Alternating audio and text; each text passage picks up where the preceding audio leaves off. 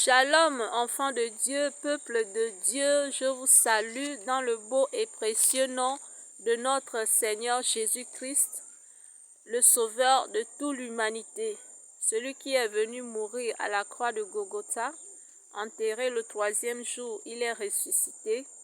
Nous allons parler de lui encore ce soir, parce qu'il est la raison pour laquelle nous vivons. Si nous vivons aujourd'hui, c'est par sa grâce. C'est parce qu'il nous réveille, il renouvelle sa bonté chaque matin sur nos vies, raison pour laquelle nous nous tenons devant vous aujourd'hui pour parler de sa part. Bien-aimés, nous allons prêter l'oreille à ce que l'Éternel a nous dit aujourd'hui. Ensemble, nous allons discerner. Vous êtes sur votre chaîne Droit au but en Jésus-Christ. Aujourd'hui, nous allons parler de la séduction. La séduction est définie comme étant une action de séduire ou une action de corrompre. Alléluia.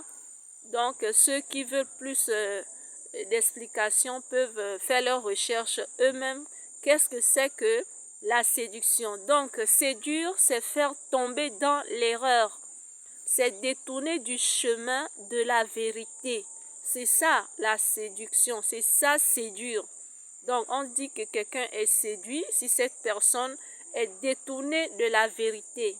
Donc nous allons parler de ce thème. Bien-aimés, pour continuer, nous allons lire le livre d'Hébreux chapitre 4 à partir du verset 12.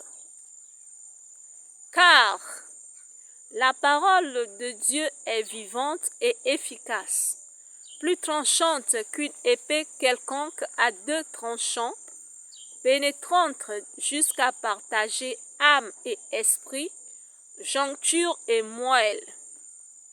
Elle juge les sentiments et les pensées du cœur. Alléluia. Gloire à Dieu pour sa parole. Donc je vais reprendre, car la parole de Dieu est vivante et efficace, plus tranchante qu'une épée quelconque à deux tranchants, pénétrante jusqu'à partager âme et esprit, joncture et moelle. Elle juge les sentiments et les pensées du cœur.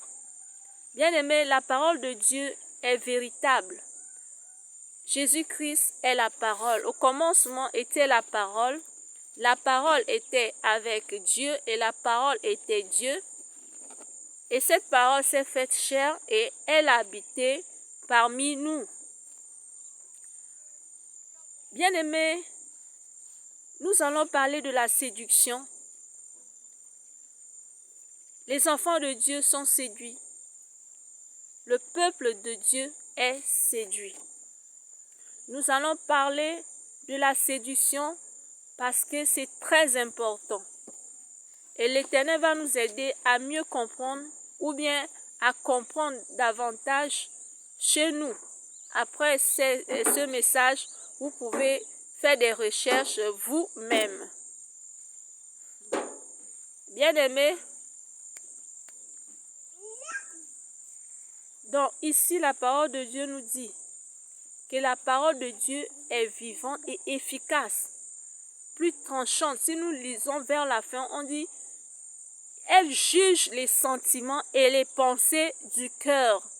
Alléluia. Donc la séduction est souvent basée autour du sentiment, est souvent basée autour des pensées, est souvent basée autour de ce que nous vivons aujourd'hui dans ce siècle présent. Une personne est séduite si cette personne est détournée du chemin de la vérité. La dernière fois dans notre thème, les 10 vierges, où sont les sages? Nous avons parlé de la séduction de la femme étrangère dans Proverbes chapitre 7. Donc, dans Proverbes chapitre 7, Dieu recommande à ses enfants de retenir et garder les paroles et les commandements de Dieu avec nous et garder les enseignements comme la prunelle de nos yeux. Ce qui veut dire que nous devons garder la parole de Dieu en nous, avec nous. Nous devons le retenir, nous devons retenir les commandements de Dieu et garder les enseignements comme la prunelle de nos yeux et nous vivrons. Dieu nous dit que c'est en gardant la parole de Dieu, c'est en gardant les recommandations de Dieu, les commandements de Dieu, c'est en gardant les enseignements de Dieu comme la prunelle de nos yeux, c'est là où nous vivrons. Alléluia. Nous ne pouvons pas vivre dans ce siècle présent ou après ce siècle présent ou après ce monde sans l'obéissance à la parole de Dieu.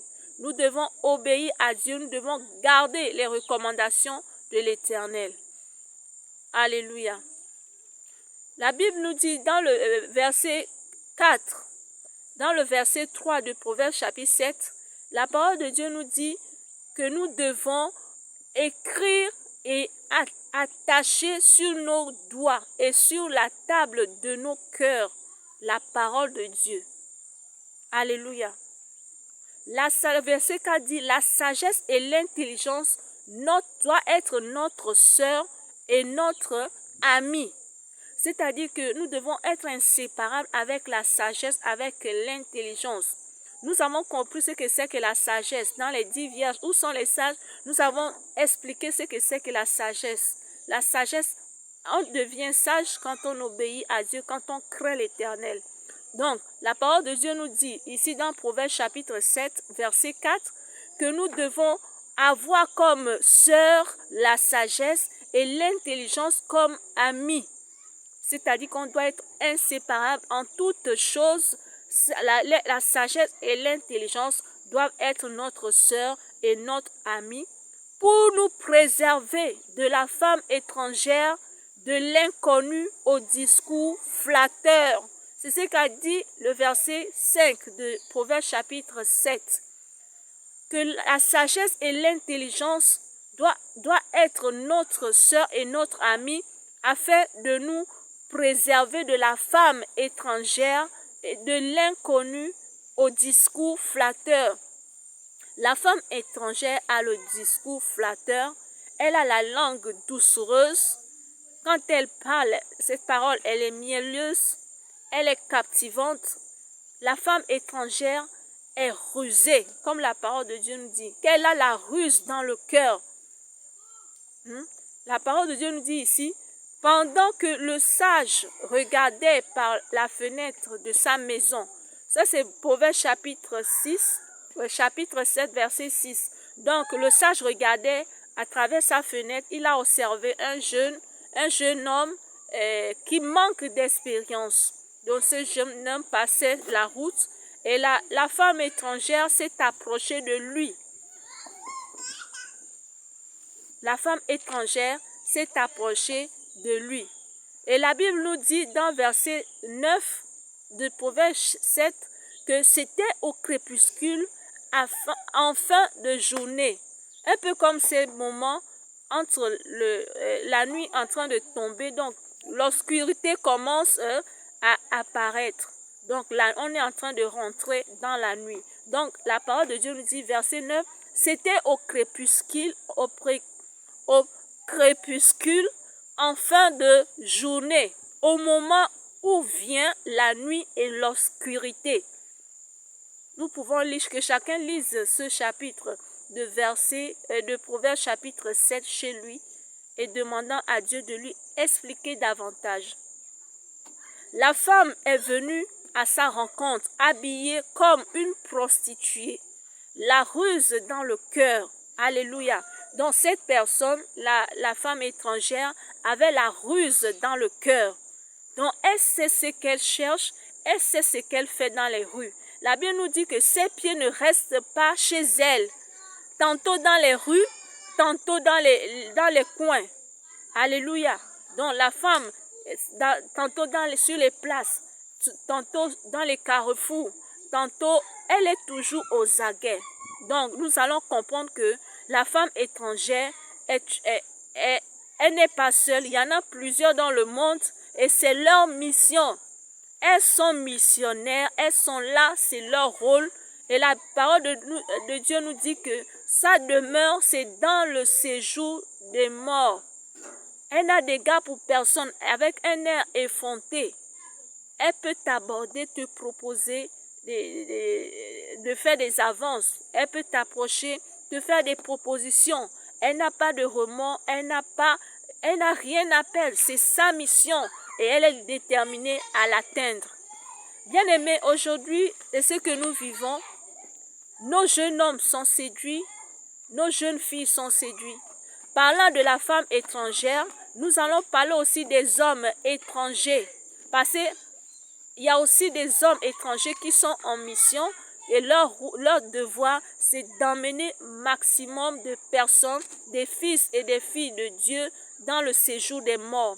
Nous avons vu le cas de Samson et Dalila. Nous avons vu le cas de Jézabel et le roi Akab. Donc, aujourd'hui, c'est ce que nous vivons. Il n'y a rien de nouveau sous le soleil. À nous maintenant de retourner à la parole et chercher à savoir qu'est-ce que Dieu veut vraiment de nous. Nous ne devons pas être des personnes inexpérimentées. Nous ne devons pas être des personnes stupides. Le jeune homme en question que le sage observait au travers de sa fenêtre, il manquait des sens. Il est dépourvu de sens, ce jeune homme. Est-ce que nous sommes dépourvus de sens, enfants de Dieu? Es-tu dépourvu de sens? N'as-tu pas de connaissance de comment fonctionne ce siècle présent? Nous avons à chaque coin de nos rues, partout où nous sommes, les femmes étrangères et les hommes étrangers.